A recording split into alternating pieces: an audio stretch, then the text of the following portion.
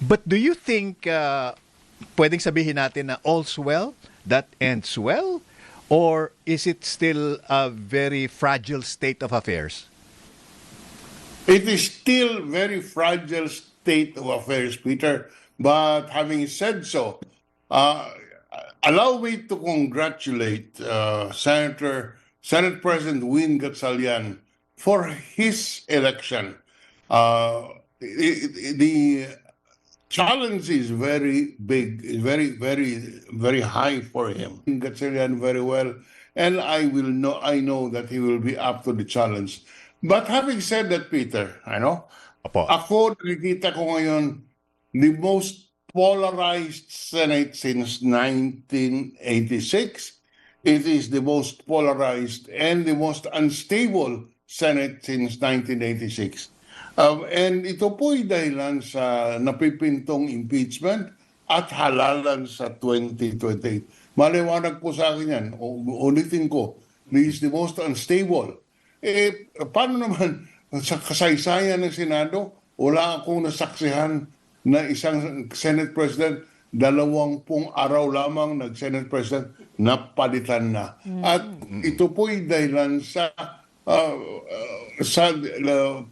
desire, sa kapangyarihan na ibig hawakan ang Senado, dahilan po sa napipintong impeachment at saka sa 2028 election.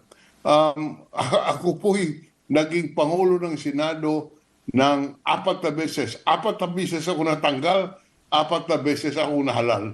Ngunit hindi naman ganun na 21 days ako Senate President. Siguro naman ito'y nagpapakita lamang that kailangan ni Senator Win kumuha pa ng isa, at least one more or two more na malipat sa majority para magkaroon ng stability. Lalo na ngayon na dahil sa impeachment at 2028 election ay magkaroon ng constant threat on his presidency. Patuloy po na sisikaping alisin siya sa Senado. Yan po ang katotohanan. Okay, so parang Netflix po ito, meron pang kasunod na episode, ano?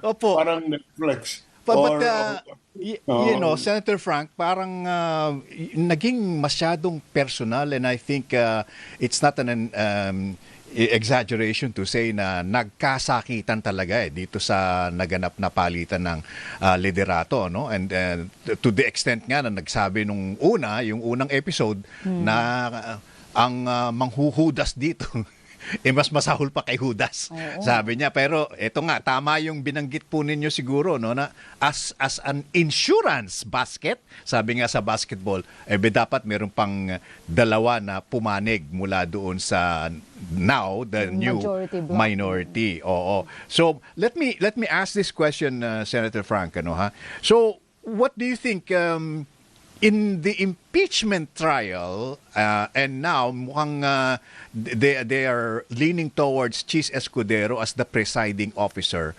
hindi ba medyo contentious din yung move na yon? I mean, Chis was right in the middle of the controversy, the forthwith controversy, tapos siya din yung uupo. Anong nangtingin ninyo, Senator Frank? That adds to the polarization and the instability. Hindi po nakakalimutan ng taong bayan ang controversy, sabi mo nga, Peter, doon sa forthwith. Kaya akin po hinihingi sa ating mga kasamahan, pag-isipan po natin, kailangan ng taong bayan maliwanagan sa katotohanan. Hindi po papayag na maitago ang katotohanan, lalo po sa mga technicalities. Huwag po natin kalimutan, ako po'y nandun.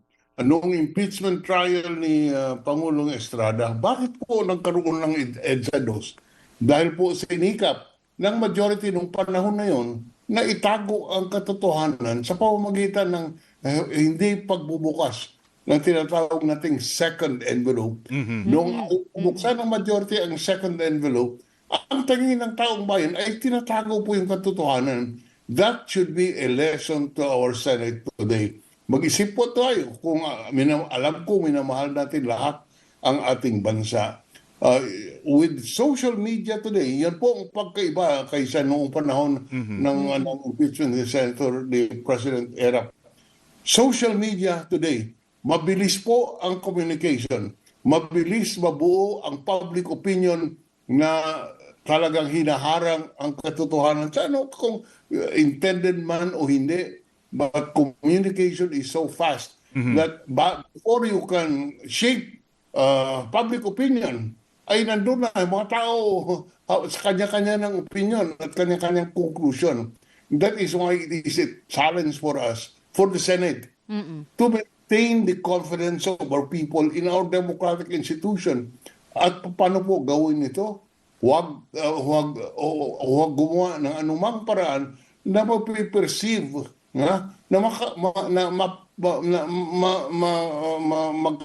magkamalan ng taong bayan na ang tinatago ang katotohanan. Yan po ay ating lesson in history. Huwag po nating kalimutan ang EDSA 2, huwag nating kalimutan yung second envelope na at ang kabuhan po nito ay ang taong bayan, ang pagkaalam nila ay sinikap ng impeachment court doon na itago ang katotohanan. Kaya yan po ay lahat po na maalaala yan, and this should teach us a lesson, and ito po dapat ang guide natin sa mga darating na panahon. Senator, para po maiwasan po ito pong sinasabi natin na issue nga po ng papalit-palit ng liderato, yung instability sa Senado ngayon, tamang panahon na po ba ngayon magkaroon ng reforma sa rules of the Senate? Tama na po bang baguhin yung ilan po sa mga nandoon sa provisions? Kasi yun po ang ginamit ng dalawang kampo para po magkaroon ng ping-pong dito kung sino po ang leader of the month. Kasi po, ngayon iba nung May, ngayon iba na naman po ng June. So is it about time for us to have reforms sa ating pong Senate rules? You cannot reform national interest. Iisa lang ang ating ang pagmamahal sa bayan should be our primary rule. Hindi ko alam kung ano pa po ang dapat palitan. Kasi hindi mo palitan ang damdamin, ang desire to wield influence in order to shape history. Hindi mo po maiwasan yan. Wala po ako nalalaman na dapat baguhin. Ang baguhin siguro natin ang pagmamahal sa bayan. So, ibig sabihin the senators, as all government officials, they should have a higher sense of purpose, di po ba? Tama po yan. Kaya po tayo hinalal ng taong bayan dahil alam nila na ang ating layunin po ay ang kapakanan ng ating bansa. Ngunit hindi man po dapat, talagang ramdam natin na may kanya-kanyang agenda rin. Siguro hindi maiiwasan, ano po. Pero at the same time, it makes you think na yung sinumpaan, yung oath of office ng mga senador and other government officials, parang seremonya lang eh. They're not really living up to that.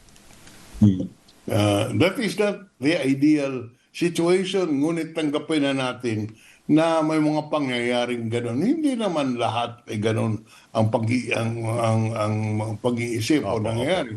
Ngunit sa ngayon, sa mga darating ng linggo, there is need na kailangan maging conscious ang ating mga kasamahan na ito po, kaya po sila naihalal dahil sa kapakanan ng ating bansa, ng ating demokrasya, ng ating mga kababayan. So ang tanong sa sarili, paggising mo, ano ba ang dapat kong gawin para magapanan ko ang tungkulin kong gumawa ng mga bagay na makakabuti sa ating bansa?